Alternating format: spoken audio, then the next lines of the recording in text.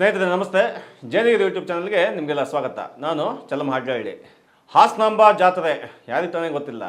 ಕೇವಲ ಹಾಸನದವ್ರಿಗೆ ಮಾತ್ರ ಅಲ್ಲ, ಇಡೀ ರಾಜ್ಯಾದ್ಯಂತ, ರಾಜ್ಯದಿಂದ ಅಲ್ಲ ಇಡೀ ದೇಶಾದ್ಯಂತ ಹೊರ ದೇಶಗಳಿಂದ ಕೂಡ ಹಾಸನಾಂಬೆಗೆ ಭಕ್ತರಿದ್ದಾರೆ. ಅಂತಹ ಹಾಸನಾಂಬ ದೇವಿಯ ನೆರಳಿನಲ್ಲೇ ಬ್ರಹ್ಮಾಂಡ ಭ್ರಷ್ಟಾಚಾರ ನಡೆದಿರತಕ್ಕಂಥ ವಿಷಯ ಬೆಳಕಿಗೆ ಬಂದಿದೆ. ಇದು ಈಗಿನ ವಿಷಯ ಅಲ್ಲ, ಇದು ಹಲವಾರು ವರ್ಷಗಳಿಂದ ಈ ಥರದೊಂದು ಆರೋಪ ಕೇಳಿ ಬರ್ತಾನೆ ಇತ್ತು. ಆದರೆ ಇದ್ರ ಬಗ್ಗೆ ಯಾರು ಕೂಡ ಫೋಕಸ್ಡ್ ಆಗಿ ಕೆಲಸ ಮಾಡೋದನ್ನು ಕಾಣಲಿಲ್ಲ.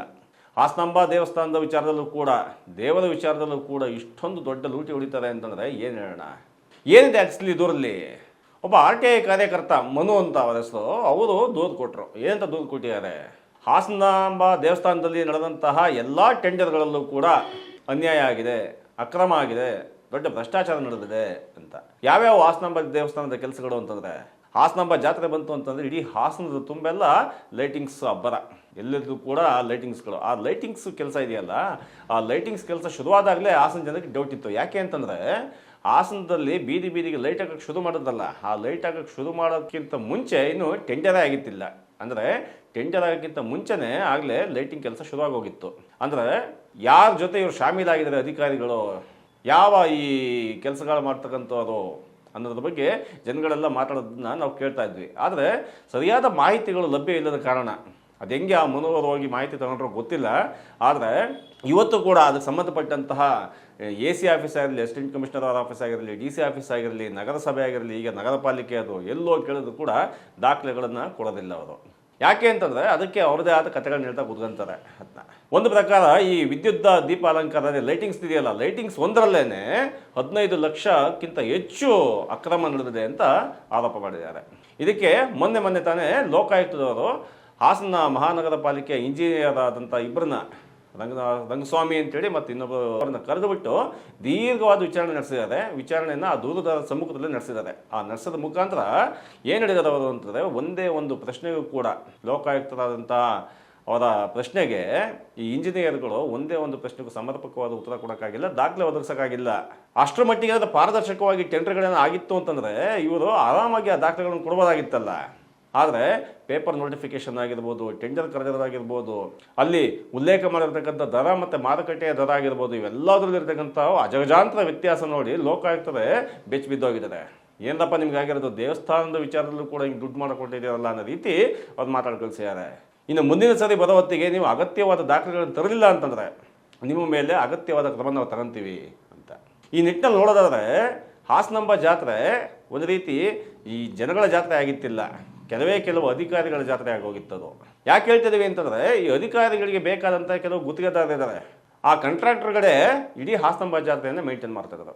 ಹಾಸನದ ಜನದ ಮೂಲ ದೇವತೆಯಾದ ಹಾಸನಾಂಬ ಜಾತ್ರೆಯನ್ನು ಈ ಅಧಿಕಾರಿಗಳು, ಈ ಗುತ್ತಿಗೆದಾರರು ಕೈಗೆ ತಗೊಂಡು ಬೇಕಾದಂಗೆ ಜಾತ್ರೆ ನಡೆಸೋದು, ಅವ್ರಿಗೆ ಬೇಕಾದಂಗೆ ಇನ್ಫ್ಲೂಯೆನ್ಸು, ಹಾಸನಾಂಬ ದೇವಸ್ಥಾನಕ್ಕೆ ಟಿಕೆಟು, ಗೋಲ್ಡನ್ ಪಾಸು, ಇವೆಲ್ಲವೂ ಕೂಡ ಯಾರ ಕೈಲಿತ್ತು? ಗುತ್ತಿಗೆದಾರರ ಕೈಲಿತ್ತು, ಅಧಿಕಾರಿಗಳ ಕೈಲಿತ್ತು. ಆ ಮುಖಾಂತರ ಯಾವ ಮಟ್ಟದ ಇವರು ಹವಾ ನಡೆಸಿದ್ರು ಅಂತಂದರೆ, ಒಂದು ರೀತಿ ನಂದೇ ಇದು ಜಾತ್ರೆ, ಇದು ಹಾಸನದಕ್ಕೆ ಸಂಬಂಧಪಟ್ಟಿದ್ದಲ್ಲ ಅನ್ನೋ ರೀತಿಯಲ್ಲಿ ಅದು ಗುತ್ತಿಗೆದಾರರು ವರ್ತಿಸೋದನ್ನು ನಾವು ನೋಡಿದ್ದೀವಿ. ಈ ನಿಟ್ಟಿನಲ್ಲೇ ಯಾಕೆ ಪ್ರತಿ ವರ್ಷ ಒಬ್ಬನೇ ಗುತ್ತಿಗೆದಾರನಿಗೆ ಇವನ್ನೆಲ್ಲ ಕೆಲಸ ಕೊಡ್ತಿದ್ದಾರೆ ಅಂತ ಜನಗಳಿಗೆ ಅನುಮಾನ ಬರ್ತಾನೆ ಇತ್ತು. ಯಾರು ಯಾಕೆ ಟೆಂಡರ್ ಕರೆಯಲ್ವ ಇವರು? ಪ್ರತಿ ವರ್ಷ ಒಬ್ಬನೇ ಇವೆಲ್ಲ ಟೆಂಡರ್ಗಳನ್ನು, ದೀಪನೂ ಒಬ್ಬನೇ ಹಾಕ್ತಾನೆ, ಹೂವು ಪುಷ್ಪಾಲಂಕಾರನೂ ಒಬ್ಬನೇ ಮಾಡ್ತಾನೆ, ಈ ಪ್ರಸಾದದ ಲಡ್ಡು ಇವೆಲ್ಲವೂ ಕೂಡ ಒಬ್ಬನೇ ಮಾಡ್ತಾನೆ, ಪ್ರಿಂಟಿಂಗ್ ಸೆಕ್ಷನ್ನು ಕೂಡ ಒಬ್ಬನೇ ಟೆಂಡರ್ ತಗೊಂತಾನೆ. ಅಂದರೆ ಇಡೀ ಜಾತ್ರೆಯನ್ನು ಒಬ್ಬನೇ ಟೆಂಡರ್ದಾರ ತಗೊಳ್ಳೋದನ್ನು, ಕೆಲಸ ಮಾಡೋದನ್ನು ನಾವು ನೋಡಿದ್ದೀವಿ. ಆದರೆ ಎಕ್ಸಿಕ್ಯೂಷನ್ ಜಾತ್ರೆ ಜಾಗಕ್ಕೆ ಹೋದರೆ ಒಬ್ಬನೇ ಇರ್ತಾನೆ. ಆದರೆ ನೀವು ದಾಖಲೆಗಳನ್ನು ತೆಗೆದು ನೋಡೋದಾದರೆ, ನಮಗೆ ಬಂದ ಮಾಹಿತಿಗಳ ಪ್ರಕಾರ ದಾಖಲೆಗಳು ತೆಗೆದು ನೋಡೋದಾದರೆ ಬೇರೆ ಬೇರೆ ದೇಶದಲ್ಲಿ ಟೆಂಡರ್ ಆಗಿದೆ. ಆದರೆ ಫೇಕ್, ಇವೆಲ್ಲವೂ ಕೂಡ ಫೇಕು. ಟೆಂಡರ್ಗಳೆಲ್ಲ ಫೇಕ್ ಮಾಡಿ ಆ ನಂತರ ಅದರಲ್ಲಿ ಕೆಲವು ಬೇರೆ ಬೇರೆಗಳನ್ನಾಗಿ ಮಾಡಿ ಎಲ್ಲ ಕಡೆ ದುಡ್ಡನ್ನು ತಿಂದಾಕಿದಂತಕ್ಕಂಥ ವಿಷಯ ಬೆಳಕಿಗೆ ಬಂದಿದೆ. ಅದರಲ್ಲೂ ಕೂಡ ಭಾಳ ಮುಖ್ಯವಾಗಿ ಗಮನಿಸಬೇಕಾದ ಅಂಶ ಏನು ಅಂತಂದರೆ, ಪ್ರಸಾದದ ವಿಚಾರದಲ್ಲಿ, ಆ ಲಡ್ಡು ವಿಚಾರದಲ್ಲಿ, ಆ ದೇವರ ಪ್ರಸಾದ ಅಂತೇಳಿ ನಾವೇನು ಸ್ವೀಕರಿಸ್ತೀವಲ್ಲ, ಆ ಸ್ವೀಕರಿಸ್ತಕ್ಕಂಥ ಆ ಪ್ರಸಾದದ ದುಡ್ಡಲ್ಲೂ ಕೂಡ, ಅದರಲ್ಲೂ ಕೂಡ ಸಿಕ್ಕಾಪಟ್ಟೆ ಭ್ರಷ್ಟಾಚಾರ ನಡೆದಿದೆ. ಎಷ್ಟು ತಟ್ಟೆಗಳಿದ್ದಾವೆ, ಎಷ್ಟು ಲೋಟಗಳಿದ್ದಾವೆ, ಎಷ್ಟು ದೊನ್ನೆಗಳಿದ್ದಾವೆ ಅಂತೇಳಿ ಲೆಕ್ಕ ತಗೊಂಡು ಅಷ್ಟರ ಮೇಲೆ ಬಿಲ್ ಮಾಡ್ಕೊಂಡಿರ್ತಕ್ಕಂಥವು ಇದ್ದಾವೆ. ಅದಕ್ಕೆ ಒಂದೊಂದು ಪ್ರಸಾದಕ್ಕೂ ಕೂಡ ಬಿಲ್ ಮಾಡಿರ್ತಕ್ಕಂಥ ಪಟ್ಟಿಗಳನ್ನು ಕೂಡ ಒಮ್ಮೆ ಕಣ್ಣಾಡಿಸಿ ನೋಡಿದ್ರೆ ನೀವು ಆಶ್ಚರ್ಯಪಡ್ತೀರ. ನಿಜಕ್ಕೂ ಕೂಡ ಇಷ್ಟೊಂದು ದೊಡ್ಡ ಮಟ್ಟದಲ್ಲಿ ಹಗರಣ ಮಾಡೋಕ್ಕೆ ಸಾಧ್ಯ ಇದೆಯಾ ಅಂತೇಳಿ. ಆದರೆ ಇದು ಹೇಳ್ತಕ್ಕಂಥದ್ದು ಏನು ಅಂತಂದರೆ, ಹಾಸನಾಂಬ ಜಾತ್ರೆಯನ್ನು ನಡೆಸೋದಕ್ಕೆ ಅನುಭವ ಇರಬೇಕು. ಅನುಭವ ಇಲ್ಲದೆ ಕೊಟ್ಟರೆ ನಾವು ಜಾತ್ರೆ ನಡೆಸೋಕ್ಕಾಗಲ್ಲ. ಹಾಸನಾಂಬ ಜಾತ್ರೆ ಭಾಳ ಮಹತ್ವವಾದ ಜಾತ್ರೆ. ಅದನ್ನು ನಡೆಸೋದಕ್ಕೆ ತುಂಬ ಅನುಭವ ಇರಬೇಕು. ಅದನ್ನು ಹಾಗಾಗಿ ನಾವು ಅದರಲ್ಲಿ ರಿಲ್ಯಾಕ್ಸೇಷನ್ ಕೊಡ್ತೀವಿ ನಾವು ಅಂತ. ಆ ರಿಲ್ಯಾಕ್ಸೇಷನ್ ಎಲ್ಲಿದೆ ಅಂತಂದರೆ ಎಲ್ಲೋ ಕೊನೆಯಲ್ಲಿ ಒಂದು ಪಾಯಿಂಟಲ್ಲಿದೆ. ಅದು ಏನು ಕೊನೆ ಪಾಯಿಂಟ್ ಅಂತಂದರೆ ಅನುಭವ ಇದ್ದವರಿಗೆ ಮಾತ್ರ ಮೊದಲ ಆದ್ಯತೆ ಅಂತೇಳಿ. ಆ ಅನುಭವ ಹೆಂಗೆ ಬರುತ್ತೆ? ಅನುಭವ ಅಂತಂದರೆ ಕೆಲಸ ಕೊಟ್ಟರಲ್ಲ ಅನುಭವ ಬರೋದು. ಇದು ಮೊದಲಿಂದನೂ ಕೂಡ ಆ ಕಾಂಟ್ರಾಕ್ಟ್ರು ಏನು ಮಾಡ್ತಾರೆ ಅಂತಂದರೆ ಅಸಿಸ್ಟೆಂಟ್ ಕಮಿಷನರ್ ಮಾರುತಿ ಅವರು ಇದ್ರಲ್ಲ, ಆ ಕಾಲದಲ್ಲಿ ನೋಡಿದ್ದೀವಿ. ಮಾರುತಿ ಅವರು ಹಾಸನಾಂಬ ಟೆಂಪಲ್ ಮುಗಿಸಿದ ತಕ್ಷಣ ಮಾರನೇ ದಿವಸನೇ ಬೇರೆ ಕಡೆ ಟ್ರಾನ್ಸ್ಫರ್ ಆಗಿ ಹೋಗ್ಬಿಟ್ರು. ಅವ್ರ ಮೇಲೆ ಇದ್ದಂಥ ಆಪಾದನೆಗಳಿದ್ವಲ್ಲ, ಸಿಕ್ಕಾಬಿಟ್ಟು ದೊಡ್ಡ ದೊಡ್ಡ ಆಪಾದನೆಗಳು. ಆದರೆ ಆ ಮಾರುತಿ ಅಂತಕ್ಕಂಥ ಅಸಿಸ್ಟೆಂಟ್ ಕಮಿಷನರ್ ಎಷ್ಟು ಚಾಲಾಕಿನ ನಡ್ಕೊತಾ ಇದ್ದ ಅಂತಂದರೆ, ಚಂದ್ರಾಯಪಟ್ಟಣದಲ್ಲಿ ತಹಸೀಲ್ದಾರ್ ಆಗಿದ್ದ ಕಾಲದಿಂದಲೂ ಕೂಡ ಭಾಳ ಅತ್ಯಂತ ಚಾಣಾಕ್ಷ ಅಧಿಕಾರಿ ಅಂತ ಕರಿಬೋದು ಮಾರುತಿ ಅವರನ್ನು. ಈಗ ಮಾರುತಿ ಅವರು ಕೂಡ ಈ ಕೇಸಲ್ಲಿ ತೆಗೆದುಕೊಳ್ತಕ್ಕಂಥ ಎಲ್ಲ ಸಾಧ್ಯತೆಗಳಿದ್ದಾವೆ. ಯಾಕೆ ಅಂತಂದರೆ ಇಲ್ಲಿ ಕಳೆದ 3-4 ವರ್ಷಗಳಿಂದಲೂ ಕೂಡ, ಕೇವಲ ಈ ವರ್ಷದ ಮಾತ್ರ ಅಲ್ಲ, ಕಳೆದ 3-4 ವರ್ಷಗಳಿಂದಲೂ ಕೂಡ ಟೆಂಡ್ರಲ್ಲಿ ಕೆಲಸ ಮಾಡೋದಂಥ, ನ್ಯಾಯವಾಗಿ ಕೆಲಸ ಮಾಡೋದಂಥ ಕೆಲವು ಟೆಂಡರ್ಗಳಿಗೆ ಹಣನೇ ಪಾವತಿ ಆಗಿಲ್ಲ. ಅವ್ರ ಹತ್ರ ಹಣವನ್ನು ಕೇಳಿರ್ತಕ್ಕಂಥ ಆಡಿಯೋ ಲಿಂಕ್ಗಳು ನಮಗೆ ಲಭ್ಯ ಇದ್ದಾವೆ. ಇವೆಲ್ಲವೂ ನೋಡ್ತಾ ಹೋದರೆ ಭಾಳ ಗಾಬರಿ ಆಗುತ್ತೆ. ಒಂದು ಕಡೆ ಹಾಸನ ಅಂತಂದರೆ ಹಾಸನಾಂಬೆ ಅಷ್ಟೇ ಅಂತೇಳಿ ಬಿಂಬಿಸೋ ಒಂದು ಪ್ರಯತ್ನ ಈ ಜಿಲ್ಲಾಡಳಿತದಲ್ಲಿ ನಡೀತಾ ಇದೆ. ಇನ್ನೊಂದು ಕಡೆ ಅದೇ ಹಾಸನಾಂಬ ಜಾತ್ರೆಯಲ್ಲಿ ಕೋಟಿ ದುಡ್ಡನ್ನು ಕೊಳ್ಳೆ ಹೊಡೆದಿರ್ತಕ್ಕಂಥದ್ದು ನಿಜಕ್ಕೂ ಕೂಡ ದೇವರ ದೃಷ್ಟಿಯಾಗಿರಲಿ, ಜನರ ದೃಷ್ಟಿಯಾಗಿರಲಿ, ಯಾವ ದೃಷ್ಟಿಯಿಂದಲೂ ಕೂಡ ಇದೊಂದು ಅಕ್ಷಮ್ಯ ಅಪರಾಧ ಅಂತಲೇ ಹೇಳಬೇಕಾಗತ್ತೆ. ಈ ತನಿಖೆಯನ್ನು ಎಲ್ಲೂ ಕೂಡ ಮುಲಾಜಿಗೆ ಸಿಗದಂಗೆ, ಇದು ಭಾಳ ಮುಖ್ಯವಾಗಿ ಯಾರಿಗೆ ಹೇಳಬೇಕು ಅಂತಂದರೆ ಕೃಷ್ಣ ಬೈರೇಗೌಡರಿಗೆ, ನಮ್ಮ ಹಾಸನ ಜಿಲ್ಲಾ ಉಸ್ತುವಾರಿ ಮಂತ್ರಿ ಇದ್ದಾರಲ್ಲ ಕೃಷ್ಣ ಬೈರೇಗೌಡರು, ಇಡೀ ಜಾತ್ರೆ ಶುರುವಾಗೋಕ್ಕಿಂತ ಹಿಂದೆ ಪೂರ್ವಭಾವಿ ಸಭೆಯಿಂದ ಹಿಡಿದು ಜಾತ್ರೆ ನಡೆಯೋದಂಕ, ಜಾತ್ರೆ ಮುಗಿದ ಮೇಲೂ ಕೂಡ ಪ್ರೆಸ್ ಮೀಟ್ ಮಾಡೋದಂಕ ಕೂಡ ಕೃಷ್ಣ ಬೈರೇಗೌಡರು ಹಾಸನದಲ್ಲೇ ಇದ್ದರು. ಆಗ ಹಾಸನದಲ್ಲಿದ್ದಂಥ ಕೃಷ್ಣ ಬೈರೇಗೌಡರಿಗೆ ಈ ಅಕ್ರಮಗಳು, ಈ ಭ್ರಷ್ಟಾಚಾರಗಳು ಕಾಣಿಸ್ಲಿಲ್ವಾ? ಖಂಡಿತವಾಗಿಯೂ ಕಾಣಿಸಿರುತ್ತೆ. ಆದರೆ ಸೂಕ್ತವಾದ ಸಮಯ ಬರಲಿ ಅಂತ ಅವ್ರು ಕಾಯ್ತಾ ಇರೋದು, ಅಥವಾ ಹೆಂಗೆ ಹಂಗಾಗಲಿ ಅಂತ ಬಿಟ್ಕೊಳ್ಳೋಣ ಅಂತ ಕಾಯ್ತದೋ ಗೊತ್ತಿಲ್ಲ.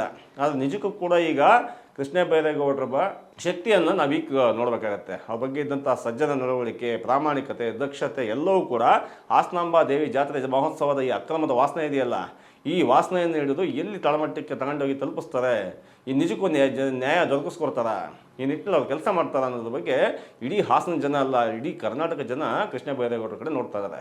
ಸುಮ್ಮನೆ ಪ್ರಚಾರದ ಅಪಾಪಿಗೆ ಮೀಸಲಾಗುತ್ತಾ, ಅಥವಾ ಹಾಸನಾಂಬ ಜಾತ್ರೆಯಲ್ಲಿ ನಿಜಕ್ಕೂ ಕೂಡ ಅಕ್ರಮ ನಡೆದಿರ್ತಕ್ಕಂಥದ್ದು ಬಯಲಿಗೆ ಬರುತ್ತಾ?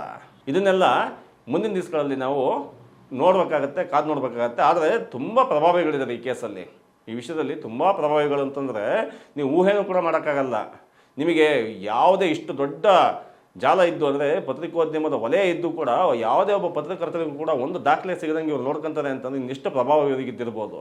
ಅಂದರೆ ಇವೆಲ್ಲದನ್ನು ಭೇದಿಸಿ ಒಬ್ಬ RTI ಕಾರ್ಯಕರ್ತ, ನಾವು ಇವತ್ತು RTI ಕಾರ್ಯಕರ್ತರು ಅಂತಂದರೆ ಮೂಗು ಮುರಿತೀವಿ, ದುಡ್ಡು ವಸೂಲಿ ಮಾಡೋದು ಹಾಗೆ ಹೀಗೆ ಅಂತ. ಆದರೆ ಇದರ ನಡುವೆ ಮನು ಅಂತಕ್ಕಂಥ ಒಬ್ಬ ಕಾರ್ಯಕರ್ತನ ಬಗ್ಗೆ ನಾವು ನಿಜಕ್ಕೂ ಕೂಡ ಶ್ಲಾಘನೆ ವ್ಯಕ್ತಪಡಿಸಲೇಬೇಕು. ಯಾವುದೋ ಮಾಡೋಕ್ಕಾಗಿರ್ತಕ್ಕಂಥ ಕೆಲಸವನ್ನು ಈ ಮನು ಅವರು ಮಾಡಿದ್ದಾರೆ. ಅವರ ಮುಖಾಂತರ ನಾವು ಕೂಡ ಹಾಸನಾಂಬೆ ದೇವಸ್ಥಾನದಲ್ಲಿ ನಡೆದಿರ್ತಕ್ಕಂಥ ಈ ಭ್ರಷ್ಟಾಚಾರ ಬಯಲಿಗೆ ಬರುತ್ತಾ? ಅಲ್ಲಿ ನಿಜಕ್ಕೂ ಭ್ರಷ್ಟಾಚಾರ ನಡೆದಿದೆಯಾ? ಹಾಸನಾಂಬೆ ದೇವಿಯ ನೆರಳಲ್ಲೇ ಈ ಕೆಲಸ ನಡೆಯುತ್ತೆ ಅಂತಂದರೆ ಬೇರೆ ಇನ್ನೆಲ್ಲಿ ನಡೀದೇ ಇರೋಕ್ಕೆ ಸಾಧ್ಯ?